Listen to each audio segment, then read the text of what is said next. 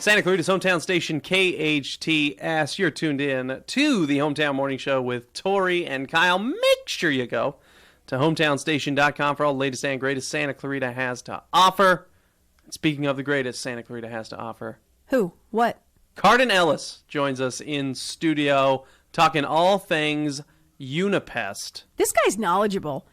He knows his bugs. He does. He knows his critters, I should say. Should we be talking about him while he's sitting right here? It's better that than behind his back. True. So, True. Cardon, welcome to the Hometown Morning Show. What's going on? You said the funniest thing to me as you were walking in the door this morning. You said you came in for your interview and you had to kind of like get to it because of why. Why? You said the funniest thing that I'd never thought I'd heard before from anyone. Why is that, Cardon? Oh, because I got some emergency beehives I got to go to. Emergency beehives. Yeah. Emergency beehives. So what exactly is an emergency beehive? What's going on? Just this year's bee season has been just one zombie short of apocalyptic. Seriously, what's going on? What's crazy? So we had a lot of rain, and it's created a ton of more wildflowers. With more wildflowers, there's stress on these colonies to divide and to multiply. So bee colonies, I've literally gotten probably triple the amount of bee calls this summer than I have any other summer. And everybody's the same way. All my friends that have, they rent beehives to farmers or have live removal organizations or things like that. They're all in the same boat.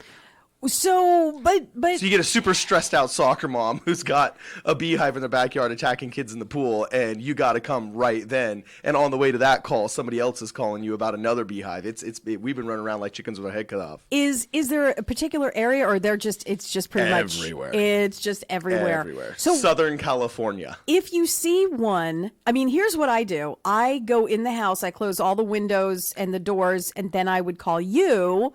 Is that what you should do? Because you shouldn't go near a bee unless you have experience.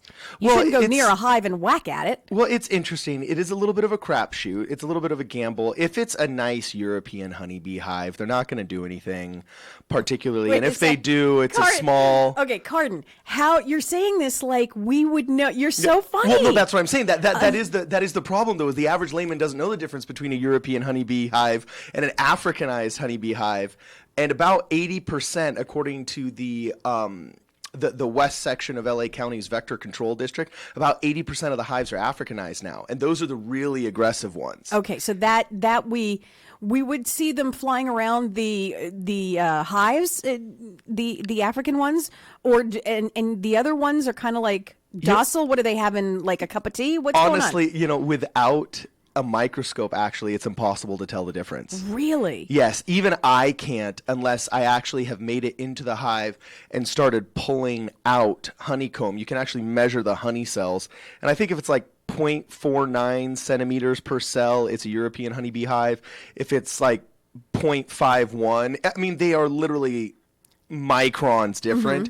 You can tell in aggression, though. I mean, some of these hives are nuts. You step up to it, and then they just get angry and they come out at you. Also, Africanized honeybee hives attack with up to a third of their colony.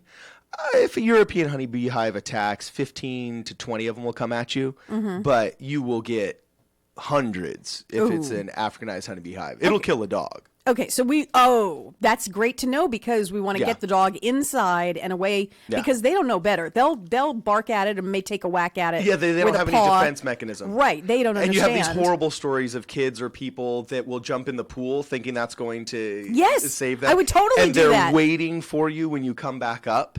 And if you go inside, if they're already attacking you, they will actually follow you inside. The only real thing you can do is run 100 yards. I mean, in all honesty, if you start getting swarmed, you just have to start running. They have a little bit more difficulty hitting a moving target, so though they'll be swarming you, they won't actually be stinging you. Okay. And they only defend.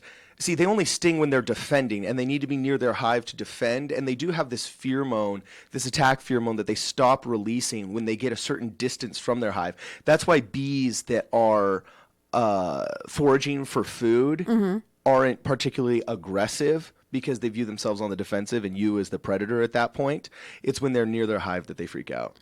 So yeah, you just got to run. You got to straight up run a football field. Okay, so we have to keep all this in mind because we can't run from bears. We were going to talk fumigations. Now we're talking these crazy bees again. We have to, when you see a bear, you have to do, you look big and not move. When you see, rattlesnakes, you've got to do something. We really need to know our climate and our surroundings for sure.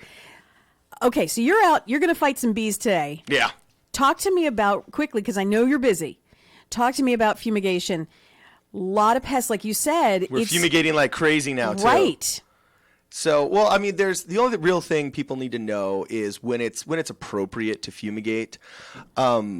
Fumigations are an amazing process. It's the classic tenting that you see when it looks like Barnum and Bailey showed up and just dropped a circus tent on your house. Exactly. That's what you do for termites. Mm-hmm. And people know very well that we do a lot of orange oil. We specialize in organic and eco-friendly methods of doing pest control or classic quote extermination. Mm-hmm. But sometimes just in the interest of structural integrity, if it is termites in the house, that's when you have to tent.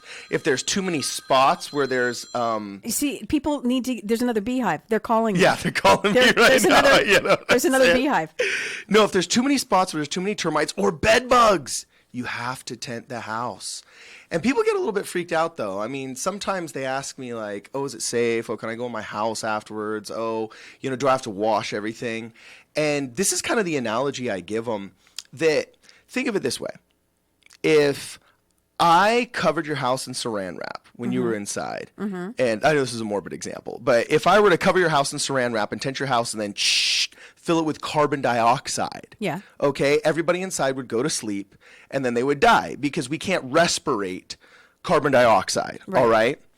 Well, however, once I took that tent off and I opened all the doors and windows and let all that carbon dioxide escape, nothing would keep me from going in your house and from using your plates, drinking out of your cups, sleeping in your bed sheets, wearing your coat, because carbon dioxide comes and goes without leaving a residual. It's not a dust, it's not a vapor, it's not a mist. There's nothing residual about it. It's a gas.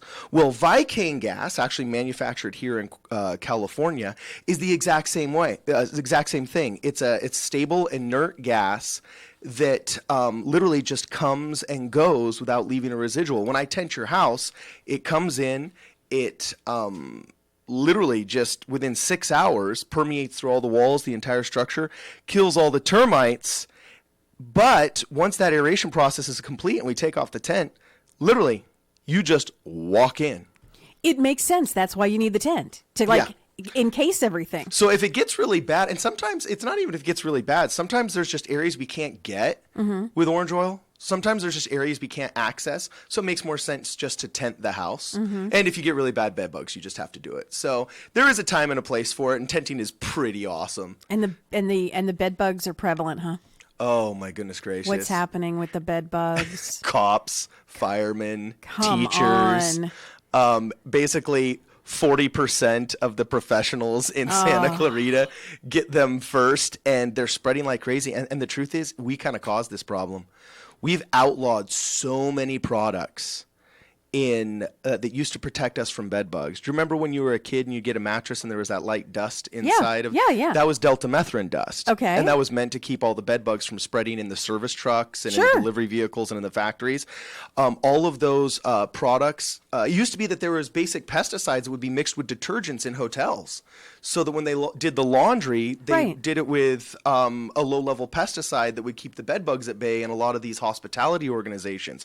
All of that's either been made cost prohibitive or else has been outlawed. So now we just don't really have a defense as a society against bed bugs, and they spread like we were in the 1830s. Cardon Ellis, he knows his stuff.